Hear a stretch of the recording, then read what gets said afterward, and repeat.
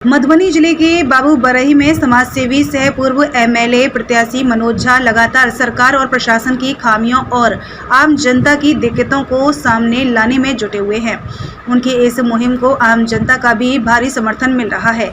बुधवार को अपने आवास पर प्रेस प्रतिनिधियों को संबोधित करते हुए श्री झा ने कहा कि सरकारी आंकड़े और लूट में ही किसानों के सारे अधिकार दब कर रह गई हैं। हालत यह है कि कोसी के 56 फाटक खोलने के बाद भी किसानों के खेतों में 56 टुकड़े की सिंचाई नहीं हो रही है। हाल फिलहाल में किसानों पर अत्याचार बढ़ने की घटना भी लगातार सामने आ रही है। श्री झा किसानों के खेतों की सिंचाई, खाद, बीज, पानी आदि की असुविधा को लेकर सरकारी व्यवस्था की कड़ी आलोचना की। उन्होंने स्पष्ट रूप से कहा कि किसानों का विकास केवल कागज पर हो रहा है। सरकार और उनके अधिकारी भले ही यह कहती है कि हर खेत को पानी मिल रहा है, वो सारा पानी सिर्फ कागज को गीला कर रहा है, लेकिन स्थिति यह है कि खेत पानी के लिए तरस रहे हैं। श्री झा स्वास्थ्य, शिक्षा आदि व्यवस्था के लिए लगातार सवाल उठाते रहे हैं। उन्होंने मुख्यमंत्री को मांग पत्र भेजकर किसानों के वास्तविक आंकड़े जारी करने के लिए गुहार लगाई है। मनोज झा की इस मुहिम को लगातार व्यापक जन समर्थन मिल रहा है। बाबूबरही से मोहम्मद आलम की रिपोर्ट। प्रेस कॉन्फ्रेंस के संबंध में बताइएगा, किस लिए प्रेस कॉन्फ्रेंस रखा गया है? सबसे पहले आप सब पत्रकार भाइयों को हमारा नमस्कार, जो इस बारिश के मौसम में भी पूरी ईमानदारी के साथ और ससमय पहुँचे। प्रेस कॉन्फ्रेंस का मुख्य मुद्दा है सरकार के द्वारा, बिहार सरकार के द्वारा, बिहार राज्य सरकार के द्वारा जो किसानों को सुविधा प्राप्त कागजों में है वह उनको सुविधा मिल नहीं रहा है। उनके सुविधाओं से जो है उनको वंचित रखा गया है। और इसमें सबसे ऊपर बिंदु हम यह बताना चाहेंगे कि जो बाबूबरही विधानसभा अंतर्गत जब मैं क्षेत्र दौरा पर था तो मुझे पता चला कि किसानों का आंकड़ा जो है वो सरकार को सही रूप से नहीं दिया गया है। किसानों को सही तरीके से सूचीबद्ध नहीं किया गया है, जिसमें लगभग 70% किसान का नाम नहीं है। तो कृषि विभाग के द्वारा यह एक बहुत ही बड़ा जो है वो गलती है और किसानों के साथ अन्याय है। अभी बारिश की जिस तरह की समस्या से मधुबनी जिला भी जूझ रही है और सुखाड़ होने की स्थिति में आ गया है, तो यह किसानों के भविष्य के लिए, किसानों के जीवन यापन के लिए बड़ा ही दुखदायी हो गया है कि वो आगे का जीवन कैसे व्यतीत करेंगे। तो ऐसे में सरकार को इस सुखाड़ से निपटने के लिए जो है वो अभी से जो मधुबनी के जिलाधिकारी हैं, कृषि जिला पदाधिकारी हैं, जो भी इससे जुड़े हुए पदाधिकारीगण हैं, उनको दिशा निर्देश दे दिया जाए कि किसानों को जो सुविधाएं सरकार की तरफ से मिल रही है वो सुनिश्चित कर ले कि उनको मिलेगा अच्छे से, और जो किसानों के साथ अपराध अभी तक हुआ है वो बंद करें।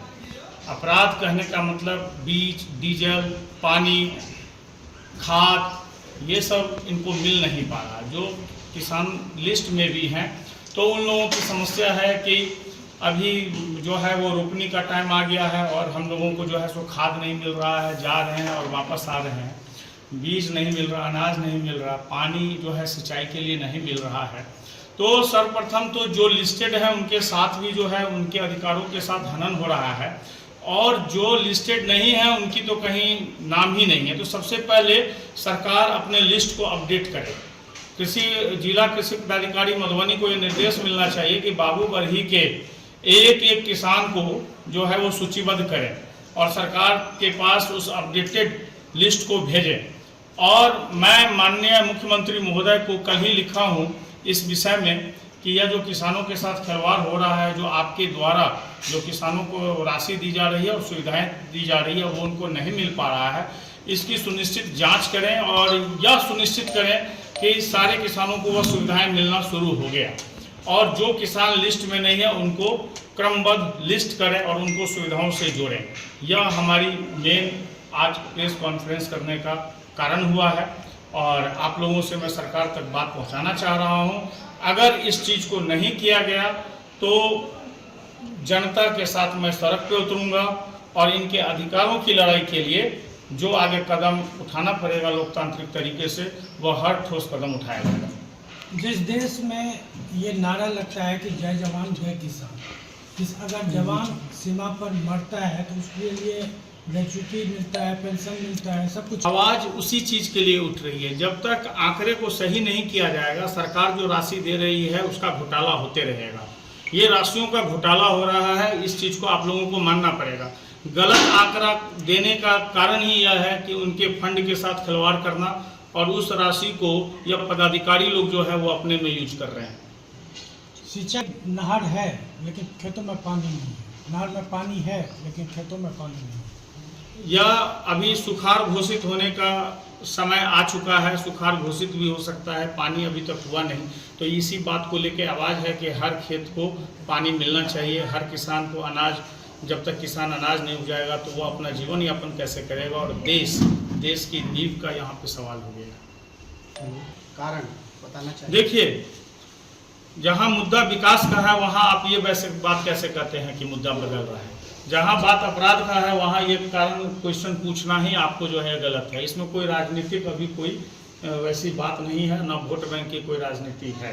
जहाँ अपराध है उस अपराध को खत्म करना है, और ये हमने इसकी शुरुआत बाबू बरही जो विधानसभा से हमने किया हुआ है, क्योंकि मैं 2 बार पूर्व में चुनाव भी लड़ चुका हूँ और जब मैं इसी गाँव का हूँ, इसी समाज का हूँ, तो मैंने अपनी शुरुआत यहाँ से की है। तो जहाँ जहाँ अपराध होगा और गरीबों के साथ खिलवाड़ होगा वहाँ आप हमको पाएंगे।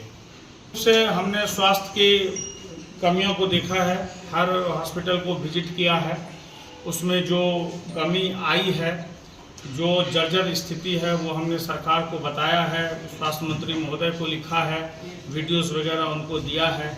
तो उसके लिए मैं कुछ समय का इंतज़ार कर रहा हूँ कि उसके कुछ समय में कितना बदलाव होता है। और अभी जो स्थिति है सुखाड़ घोषित होने के लिए जा रही है, किसानों के घर में जो भोजन है वो भी पकना बंद हो जाएगा, किसान जो है वो भूखे मरेंगे।